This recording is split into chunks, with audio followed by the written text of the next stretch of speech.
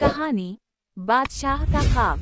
बहुत पुराने जमाने में नौरसतान नाम की एक सल्तनत थी।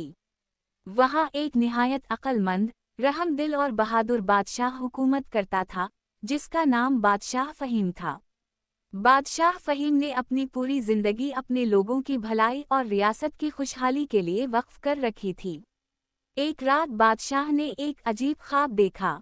ख्वाब में एक बूढ़ा शख्स सफ़ेद लिबास पहने बादशाह के सामने आया और कहा, ऐ बादशाह, अगर तुम चाहते हो कि तुम्हारी सल्तनत हमेशा सलामत रहे तो तुम्हें 3 आजमाइशों से गुजरना होगा। बादशाह चौंक उठा, मगर ख्वाब का असर इतना गहरा था कि सुबह होते ही उसने दरबारियों को बुलाया और अपने ख्वाब का जिक्र किया। वजीर आजम ने कहा, बादशाह सलामत, ये कोई आम ख्वाब नहीं, ये कोई इशारा है। हमें इसका मतलब जानने की कोशिश करनी चाहिए। बादशाह ने ऐलान किया कि जो कोई भी ख्वाब की तबीर बताएगा, उसे इनाम दिया जाएगा। कई आलम, सूफी और दानिश्वर आए, मगर एक नौजवान दरवेश ने बादशाह को कहा, बादशाह सलामत, 3 आजमाइशें आपके सब्र, इंसाफ और कुर्बानी से जुड़ी हुई हैं। पहला इम्तिहान आपका सब्र आजमाने आएगा, दूसरा इंसाफ का और तीसरा कुर्बानी का। बादशाह ने ये बात दिल से कबूल की और खुद को तैयार किया। पहली आजमाइश, सब्र। चंद हफ्ते बाद रियासत में कहता पड़ गया। खाने पीने की अशिया नायाब हो गईं।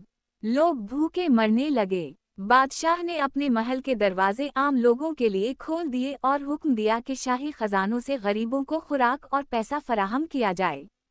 खुद बादशाह ने भी सादा खाना खाना शुरू कर दिया और महल की शान व शौकत को कम कर दिया। इसने सब्र से मुश्किल वक्त गुजारा और अपनी रियाया के साथ तकलीफें बर्दाश्त कीं। दूसरी आजमाइश, इंसाफ। कहता के दौरान एक रोज़ बादशाह के बेटे पर इल्ज़ाम लगा कि उसने एक गरीब औरत की ज़मीन हड़पने की कोशिश की है। दरबारियों ने मशवरा दिया कि शहजादे को बचा लिया जाए, मगर बादशाह ने इंसाफ का तराजू बराबर रखा। इसने शहजादे को अदालत में पेश होने का हुक्म दिया और जुर्म साबित होने पर शहजादे को सज़ा दी कि वो अपनी तमाम जागीर छोड़कर आम लोगों के साथ रहकर खिदमत करे।